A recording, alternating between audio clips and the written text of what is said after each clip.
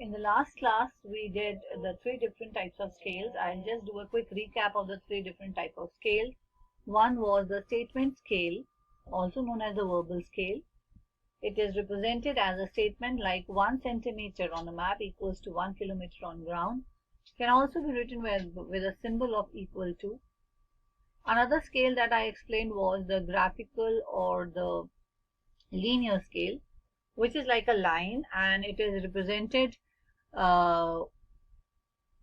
by giving a graduations on the line, and each division explains 1 kilometer, and the distance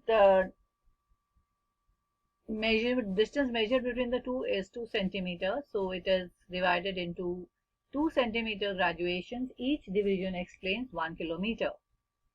On the left hand part, the division is in the form of meters, so that if you want to calculate the distance in meters, it is easy to calculate.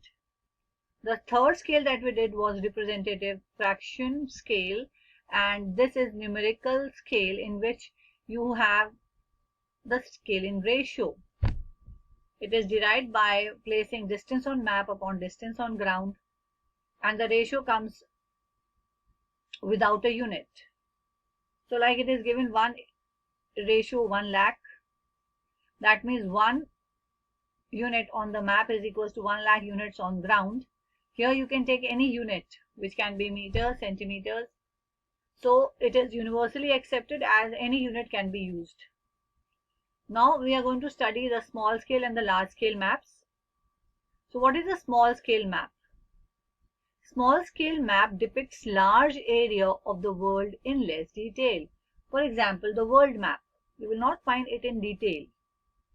Countries, continents are very common example of the small scale map, while the large scale maps are depicting small areas in great detail. For example, your GPS map, or the map in which you are locating Qutub Minar, a Delhi map, right? Or the area around where you stay. That map will be known as a large scale map. Okay. In geographical terms, topographical maps are basically a large scale map which represents each detail, whether man-made or natural, on the map. Coming to the directions, I showed you the video in which we discussed about the cardinal directions, north, south, east, west, and we were very clear with this. Direction, compass or the rose which is here, the north, south, west and east are clearly depicted here. The others are intermediate directions. Coming to the distance measurement, how to measure the distance.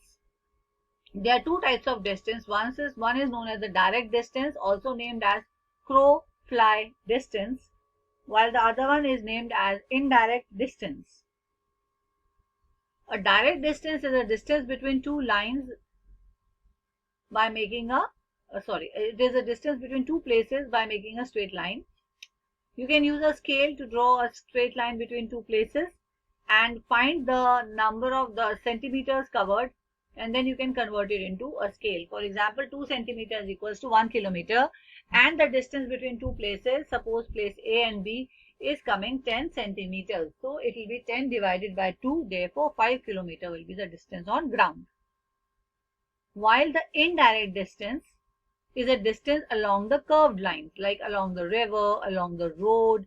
So here you can use a thread that will follow the curved line, and then you can find the indirect distance.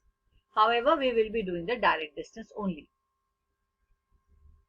Now let us study some keys or the legend. Legends are basically fixed symbols which are there, and key can be created by us also. So we have certain symbols, like we have a state boundary between, if you are between two different states like Bihar and UP, then there will be this type of a symbol to denote that this is a state boundary. If the road is a pakka road, that is a metal road, then you'll have a double red line symbolizing that this region has a metal road. If the road is unmetal, that means it is not the roads that the highways are like, but it will be created into a pakka road. Such are known as unmetal road, and therefore this is the symbol which is used. The color is always red. Now when you are showing a stream which is a small river, you use this type of symbol if it is having water, and if it is not having water, then you will use a black color for this symbol. A river can be shown broad, right? If it is having water, you will have a blue line in it, otherwise it will remain black. Then if a river originates and disappears, then we will have a pattern in which we can see some streams and then the river has no connectivity. So the symbols that I am doing, we will only do these symbols. Then if there is a red square which shows a permanent hut, if the red square is empty, it is a temporary hut. If there is a dispensary, that means where you get the medicines. So dispensary will be written on the map. If there is a post and telegraph office, then PTO will be written. If there is a police station, then PS will be written. So these are some common symbols that we will be doing. I repeat, the symbols that we have done is state boundary, metal road, unmetal road, stream, dry and with water, river. We have done disappearing stream, permanent hut, temporary hut, dispensary, post and telegraph office and police station. So these are some important symbols that are used and the colors that are used in the map to represent these features. Okay. So coming to this particular system, this is known as the grid system. In a map, you can divide the whole map into a number of grids. And these grids are basically similar to latitudes and longitudes, which help us in understanding the location of a particular place. I will be explaining it to you through my perspective. I will show you a grid system. I'll create a grid system and show it to you. So today you will be reading this part that I have explained and try to do the questions that are associated with it. Which questions you will be doing? Try to do the part 5th question answers.